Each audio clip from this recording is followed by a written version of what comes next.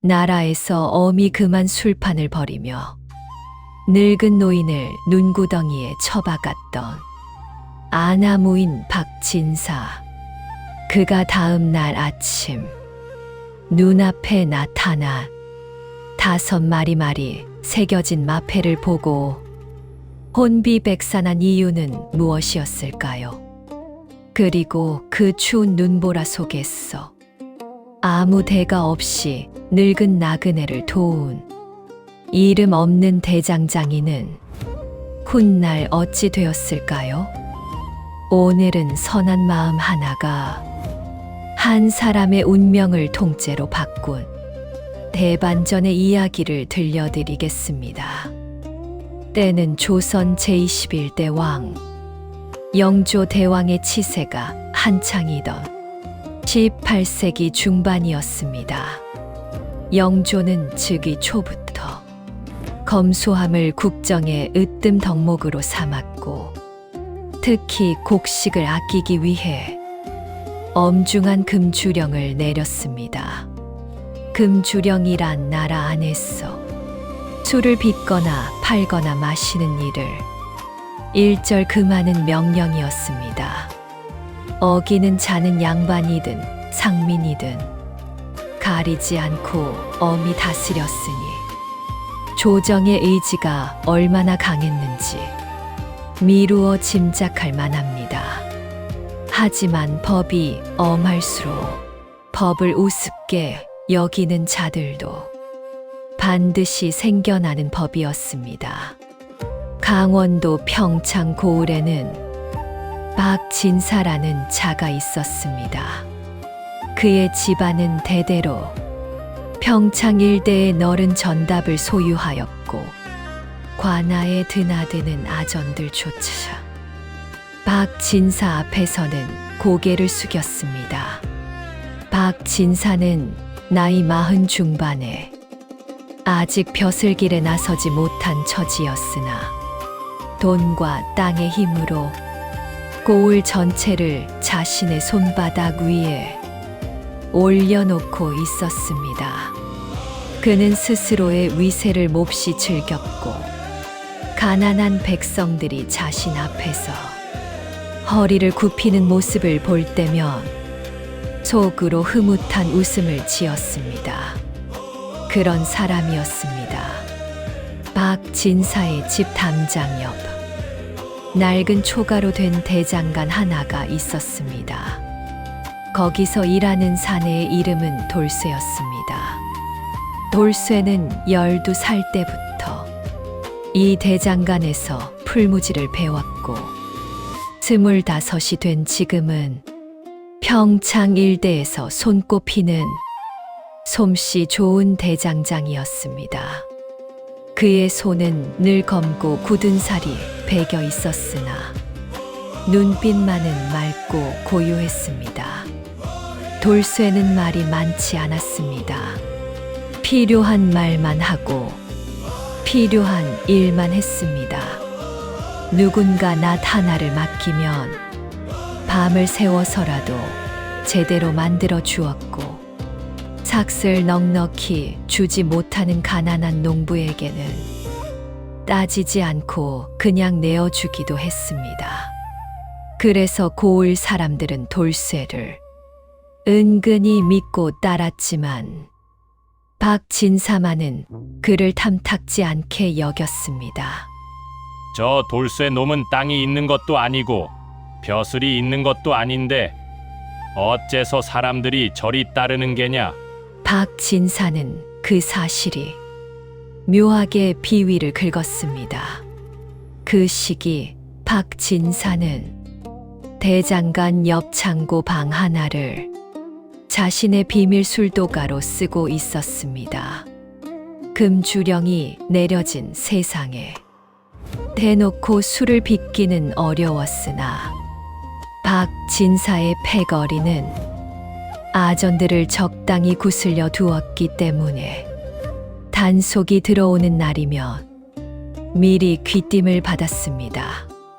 그렇게 법망을 비웃으며 박진사 일당의 술판은 계속되었습니다. 그해 겨울은 유독 혹독했습니다. 음력 10월이 채 끝나기도 전에 대관령에서 내려온 바람이 평창 고을을 뒤덮었고 이틀 밤낮을 쉬지 않고 눈이 쏟아져 내렸습니다. 마을 사람들은 모두 문을 걸어 잠그고 화롯가에 모여 앉아 서로 몸을 데웠습니다. 그날 밤 박진사의 창고 방에서는 불빛이 새어 나오고 있었습니다.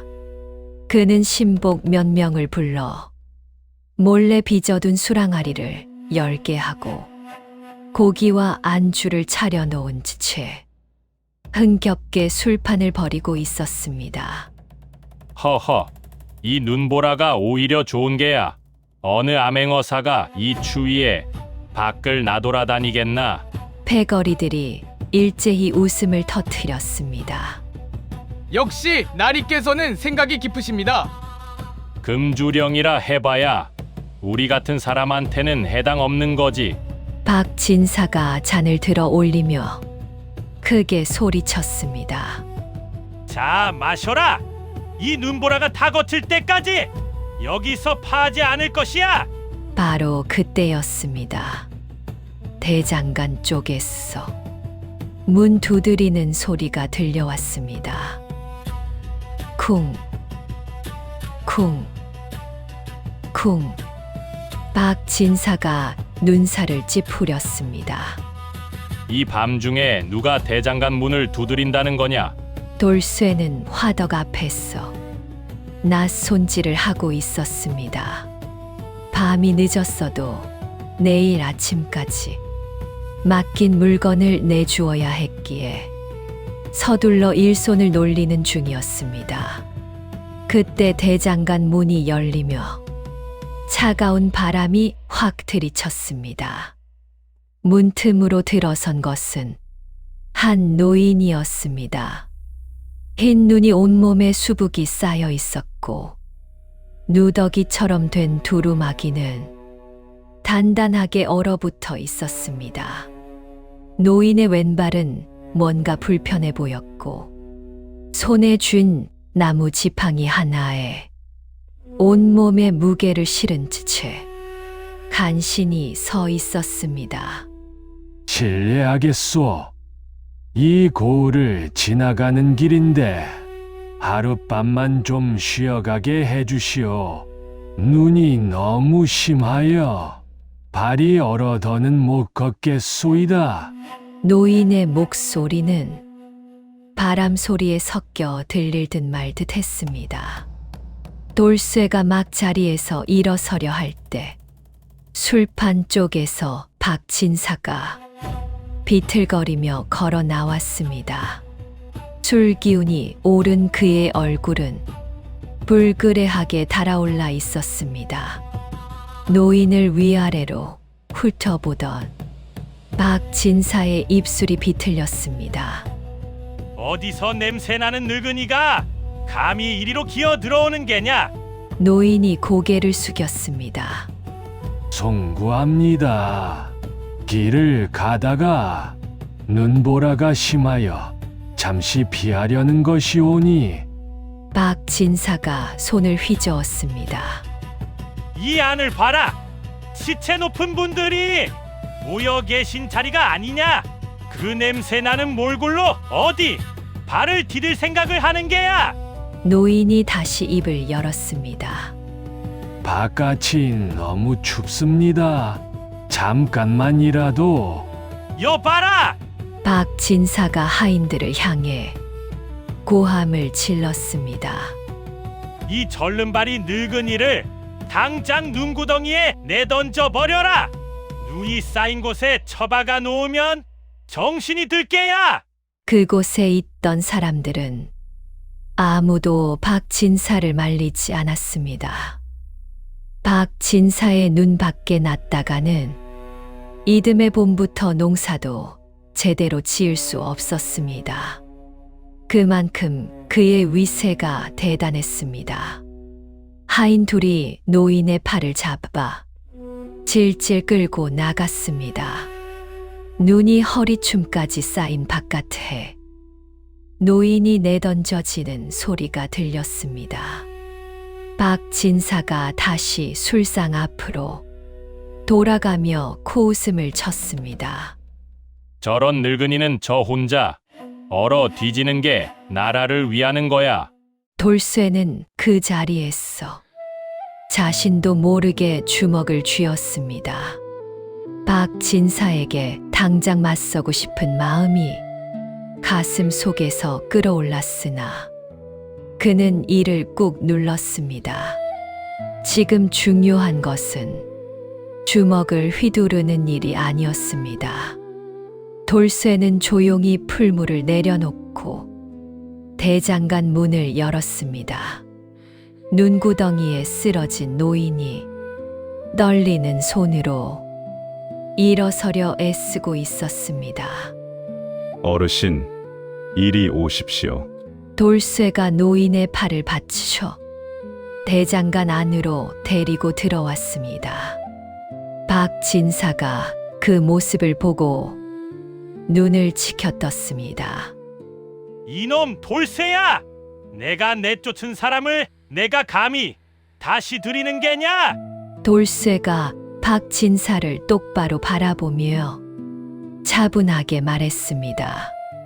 나리, 이 어르신은 제가 데리고 있겠습니다. 박진사의 얼굴이 굳었습니다. 뭐라고? 내 이놈, 지금 내 말을 어기는 게야? 예, 어기는 게 맞습니다. 돌쇠의 목소리는 흔들리지 않았습니다.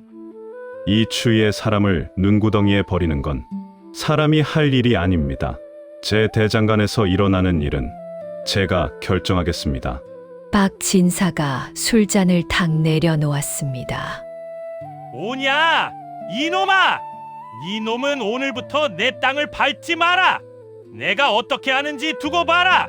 호통을 치고 나서 박진사는 다시 술상으로 돌아갔습니다. 돌쇠는 그 말을 들으면서도 노인을 화덕 가장 가까운 자리에 조용히 앉혔습니다. 고맙소, 젊은이. 노인이 떨리는 목소리로 말했습니다. 아직 손발이 다 녹지 않으셨으니 여기 좀 더 기대어 계십시오. 돌쇠는 자신이 저녁으로 먹으려 해두었던 언 감자 두 알을 화덕 위에 올렸습니다. 한참을 기다리자 감자 껍질이 탁탁 터지면서 구수한 냄새가 퍼졌습니다. 드십시오. 변변한 것은 못 되지만 속은 데울 수 있을 겁니다. 노인은 감자를 받아 말없이 한 입 베어 물었습니다. 그 얼굴에 뭔가 복잡한 빛이 스쳐갔습니다. 이런 대접을 받은 지가 참으로 오래되었소. 노인이 낮게 중얼거렸습니다. 돌쇠는 말없이 고개만 끄덕이고는 노인의 손에 들린 지팡이를 살폈습니다. 나무가 세 군데나 갈라져 있었고 한쪽은 거의 끊어지기 직전이었습니다. 이것으로 그 먼 길을 걸어온 것이 신기할 지경이었습니다. 어르신, 이 지팡이는 오늘 밤 안에 한 번만 더 짚어도 부러질 것 같습니다. 그렇소. 오랫동안 함께한 물건인데. 노인이 지팡이를 내려다보며 쓸쓸하게 웃었습니다. 제가 새로 만들어 드리겠습니다. 새로? 지금 이 밤중에? 오늘 밤 할 일이 하나 더 생긴 셈이지요. 돌쇠는 화덕에 불을 더 지피고 쇠붙이를 고르기 시작했습니다. 돌쇠의 쇠질 소리가 눈보라 소리와 뒤섞여 밤새 이어졌습니다. 쿵, 쿵, 쿵. 쇠를 달구고 두드리고 다듬는 소리가 규칙적으로 울렸습니다. 노인은 화덕 곁에 기대어 그 소리를 들으며 눈을 감았습니다. 돌쇠는 쉬지 않았습니다. 그는 손잡이 부분이 손에 잘 감길 수 있도록 나무를 깎아 덧댔고 쇠 끝부분에는 미끄러지지 않도록 작은 마디를 냈습니다. 노인의 걸음걸이를 생각하며요. 무게 중심도 꼼꼼히 맞추었습니다. 새벽이 가까워졌을 무렵 노인이 눈을 뜨며 물었습니다. 아직도 안 자는가? 거의 다 만들었습니다. 조금만 더 기다리십시오. 나를 도와주면 저 양반에게 미움을 살 텐데 겁나지 않는가? 돌쇠가 잠시 손을 멈추고 웃었습니다. 사람의 도리를 지키는 것이 먼저 아니겠습니까? 저는 박진사의 호통보다 어르신의 언발이 더 걱정됩니다. 노인은 한동안 말이 없었습니다. 그 침묵 속에 무언가 깊은 것이 담겨 있었습니다. 자네는 남을 돕는 착한 일을 하면서도 아무런 대가도 바라지 않는가? 제가 만든 물건이 제대로 쓰이면 그것으로 충분합니다. 날이 희붐하게 밝아올 무렵 돌쇠는 완성된 쇠지팡이를 노인의 손에 쥐어 주었습니다. 묵직하고 단단하면서도 손에 쥐는 느낌이 부드러웠습니다. 노인이 지팡이를 짚고 일어서며 몇 걸음 걸어보았습니다. 훌륭하네. 정말 훌륭해. 그 목소리에 진심이 배어 있었습니다. 참으로 고맙네. 잘 쓰겠소. 내 이 은혜는 꼭 갚으리다. 노인은 조용히 대장간 문을 열고 새벽 눈 속으로 걸어 나갔습니다. 눈보라는 새벽에 그쳤습니다. 아침 햇살이 새하얀 눈 위로 찬란하게 쏟아지는 그 시간, 박진사의 창고 방에서는 코 고는 소리가 들렸습니다. 술에 취해 쓰러진 패거리들이 아직도 깊이 잠들어 있었습니다. 그때 바깥에서 말 울음소리가 들렸습니다. 한 마리가 아니었습니다. 여러 마리의 말발굽 소리가 이른 아침 고요한 마을을 울리며 점점 가까워졌습니다. 쿵쿵쿵쿵. 박진사가 눈을 떴습니다. 숙취로 머리가 어지러웠지만 이상한 느낌이 들어 그는 비틀거리며 일어났습니다. 창고 문을 열고 나왔을 때 박진사는 그 자리에서 숨이 멎는 것 같았습니다. 대장간 마당에 위엄서린 역졸들이 한 줄로 늘어서 있었습니다. 그들의 복색은 단정했고 허리에는 칼이 달려 있었습니다. 하나, 둘, 셋. 10명이 넘었습니다. 그리고 그 한가운데 어젯밤에 그 늙고 남루한 노인이 서 있었습니다. 아니, 지금의 그 노인은 전혀 달라 보였습니다. 남루한 누더기 대신 단정한 관복을 입었고 구부정하던 허리도 반듯하게 세워져 있었습니다. 손에는 쇠지팡이가 들려 있었습니다. 어젯밤 돌쇠가 밤새 만들어준 그 쇠지팡이였습니다. 박진사가 말을 잊지 못하고 입만 뻐끔거렸습니다. 그때 노인이 입을 열었습니다. 단호하고 낮은 목소리였습니다. 박진사는 듣거라. 노인의 목소리가 고요한 아침 공기 속에 울려 퍼졌습니다.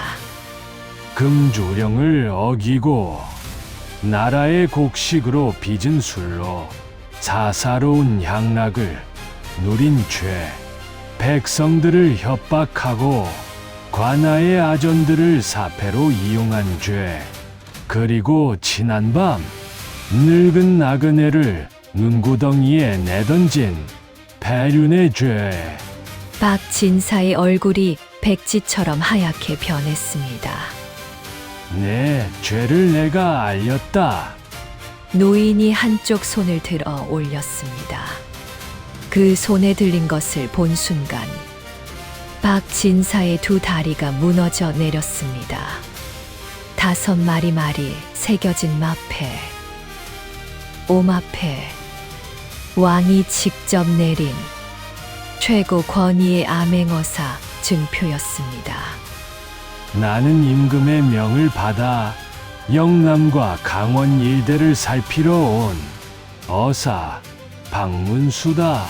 박문수. 이름 석자가 귓속으로 파고드는 순간 박진사의 몸이 그대로 땅바닥에 엎드러졌습니다.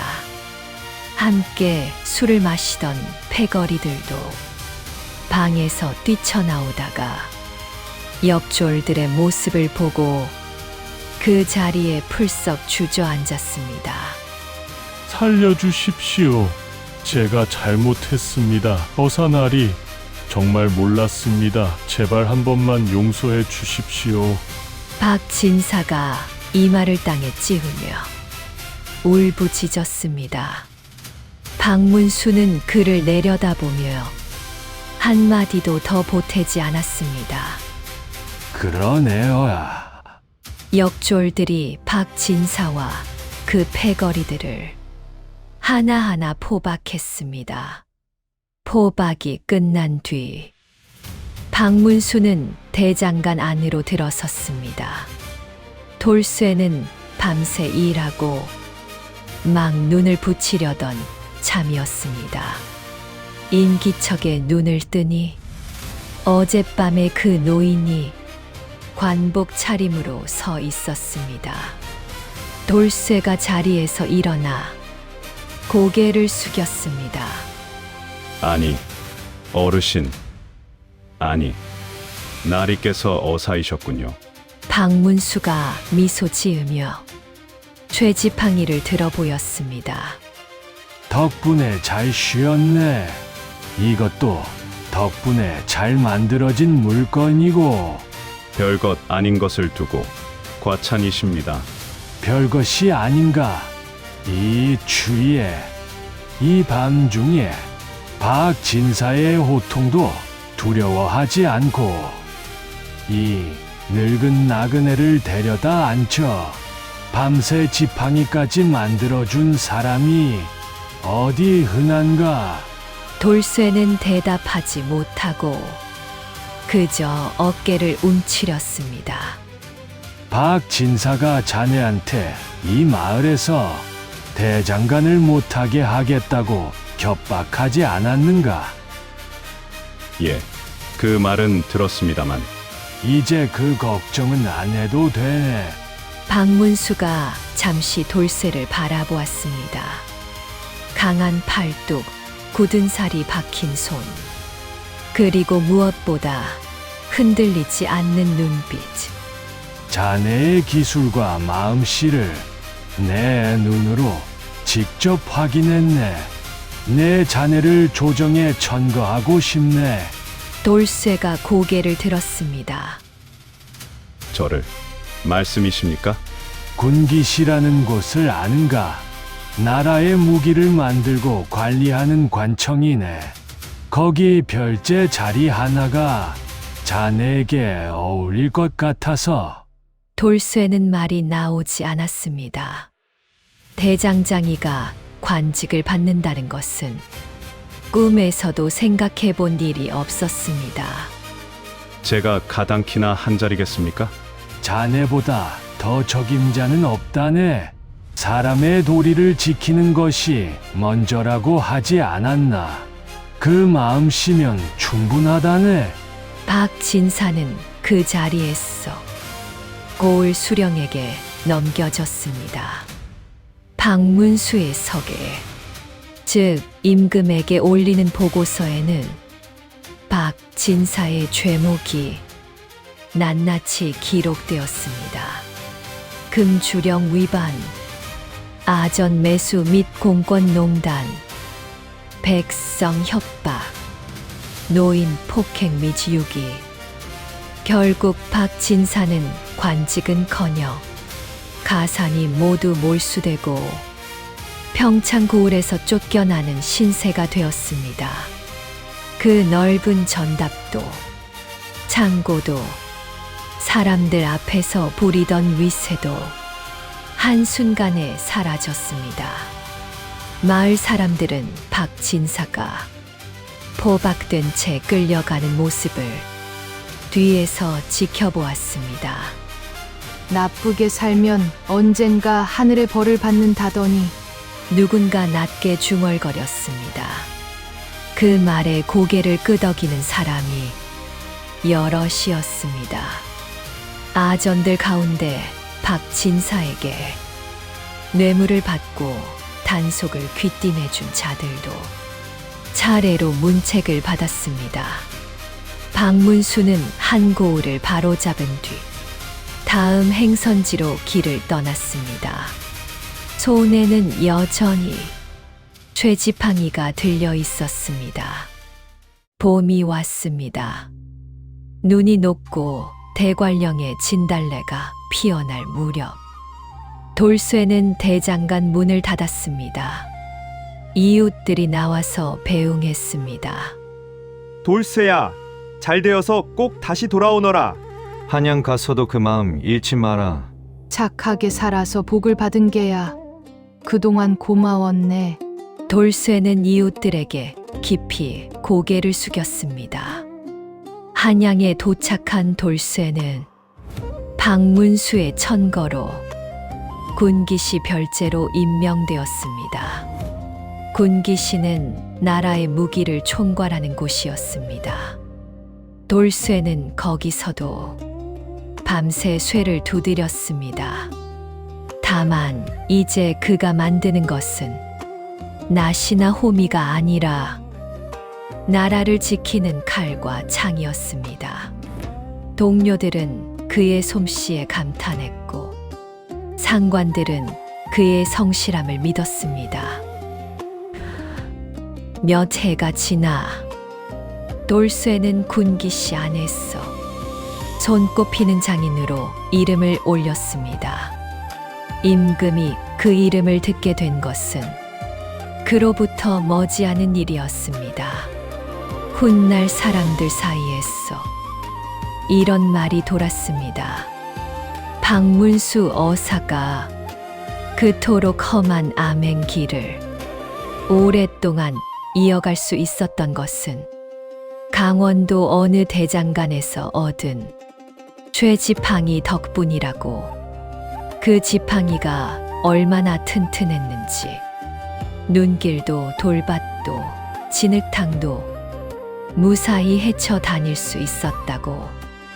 그리고 그 지팡이를 만든 이가 훗날 나라의 무기를 책임지는 장인이 되었다고. 이 이야기가 퍼지면서 사람들은 하나같이 말했습니다. 돌쇠가 노인에게 선물한 것은 죄지팡이 하나였지만 그가 돌려받은 것은 자신의 인생을 바꿔놓은 대운이었다고 말입니다. 그런데 이 이야기에는 아직 알려지지 않은 부분이 하나 있었습니다. 박문수가 평창에 도착한 것은 사실 우연이 아니었습니다. 그는 이미 강원도 일대에서 박진사에 관한 제보를 여러 차례 받은 바 있었습니다. 백성들의 호소가 조정에까지 닿아 있었습니다. 하지만 증거를 잡는 것이 쉽지 않았습니다. 박진사가 아전들을 손에 쥐고 있어 단속 때마다 미리 알고 꼬리를 감추었기 때문이었습니다. 박문수는 직접 들어가기로 했습니다. 절름발이 노인 행색을 하고 눈보라 치는 밤을 골라 박 진사 주변을 돌아다녔습니다. 그가 원한 것은 단 하나였습니다. 박 진사가 스스로 본색을 드러내는 것. 그리고 박 진사는 정확히 그렇게 했습니다. 추위에 떨며 들어선 노인을 눈구덩이에 내던지면서 자신의 모든 악행을 박문수의 눈앞에 펼쳐 보인 셈이었습니다. 그러니 돌쇠가 노인을 도운 것은 박문수를 도운 것이기도 했고, 결과적으로 박진사의 악행을 끊어낸 결정적인 첫걸음이 되기도 했습니다. 물론 돌쇠는 그 사실을 전혀 알지 못했습니다. 그는 그저 추운 노인이 불쌍해서 사람의 도리를 지키는 것이 먼저라는 생각에 움직였을 뿐이었습니다. 아무 계산도 없었고 아무 대가도 바라지 않았습니다. 세월이 흘러 돌쇠가 노인이 되었을 때 그는 한양 외곽의 작은 집에서 손자들을 무릎에 앉히고 이 이야기를 들려주었다고 합니다. 할아버지는 어떻게 그렇게 무서운 박진사 앞에서 용기를 낼 수 있었어요? 손자 하나가 물었습니다. 돌쇠는 잠시 생각하다가 웃으며 말했습니다. 그때는 용기인지도 몰랐단다. 그냥 그렇게 해야 할 것 같아서 했지. 무섭지 않았어요? 무서웠지. 당연히 무서웠단다. 하지만 눈앞에 떨고 있는 사람을 두고 무섭다는 핑계로 못 본 척한다면 그게 더 부끄러운 일이 아니겠느냐. 손자들이 조용히 고개를 끄덕였습니다. 그럼 할아버지가 박진사를 잡은 거예요? 아니란다. 어사나리가 이미 길을 오시고 있었고 나는 그냥 그분이 잠깐 쉬실 수 있도록 도왔을 뿐이야. 내가 한 건 정말 별것 없단다. 그래도 할아버지가 안 도왔으면 어떻게 됐을까요? 돌쇠가 잠시 먼 곳을 바라보았습니다. 글쎄다. 어사나리는 결국 어떤 방법으로든 박진사를 잡으셨겠지. 하지만 그 밤에 이하레비가 한 선택이 인생을 바꾼 것도 사실이란다. 결국 세상의 이치라는 건 선한 마음이 돌고 돌아서 다시 자기 앞으로 온다는 게 아닐까 싶구나. 박문수 어사는 실존 인물로 조선 역사 속에서 수많은 탐관오리를 잡아 백성들의 고통을 덜어준 것으로 오랫동안 기억되고 있습니다. 그의 암행 이야기에는 오늘날까지도 전해지는 것들이 많은데 그 모든 이야기에는 하나의 공통점이 있습니다. 그것은 바로 부패한 권력 앞에 고개 숙이지 않은 보통 사람들이 결국 역사를 바꾸는 씨앗이 되었다는 것입니다. 돌쇠가 박진사의 호통이 무서워 노인을 못 본 척했다면 그 밤은 그냥 지나갔을 것입니다. 하지만 그는 두려움보다 사람을 먼저 생각했습니다.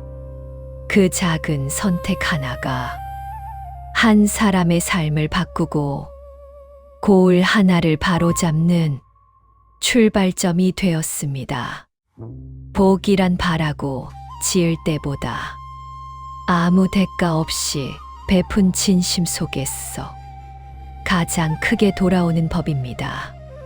어떤 추위 속에서도 어떤 권력 앞에서도 사람을 사람으로 대하는 마음 하나가 세상을 움직이는 가장 작고 가장 강한 힘이 아닐까 생각해 봅니다. 오늘 이야기 여기서 마치겠습니다. 이어지는 오늘의 주제곡 눈보라 속 불꽃도 많은 감상 부탁드리며 오늘의 이야기가 마음에 드셨다면 구독과 좋아요 부탁드립니다. 오늘도 함께 해주셔서 감사합니다.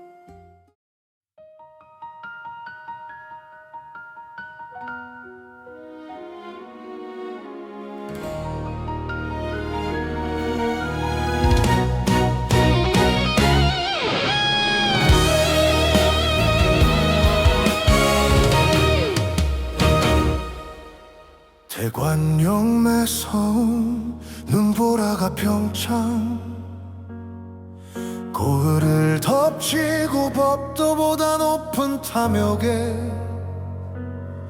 술잔에 양심이 가려졌네. 눈구덩이 처박힌 늙은 나그네 서러운 눈물 얼음보다 차가운 권력 앞에 세상은 숨을 죽이네. 사람이 사람 대접하는 게 먼저란 말하며 박진사의 호통보다 노인의 언발을 걱정했네. 돌쇠는 조용히 주먹을 쥐고 노인의 손을 잡으니 작은 대장간 화덕에 희망의 불꽃이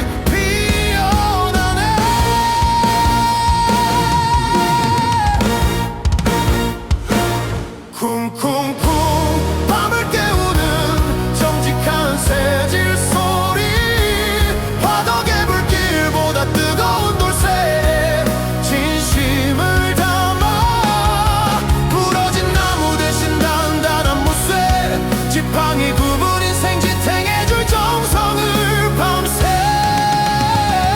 도록 두드린다.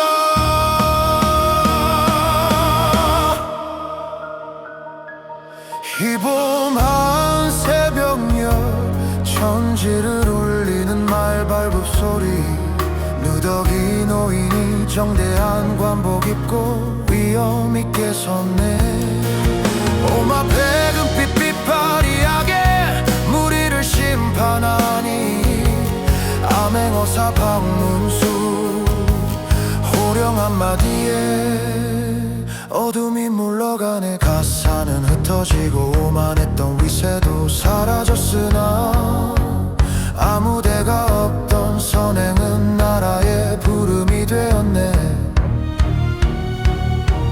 지팡이 하나가 열어준 대장장이의 새로운 길 선한 마음은 결국 돌고 돌아 자신에게 오는 것은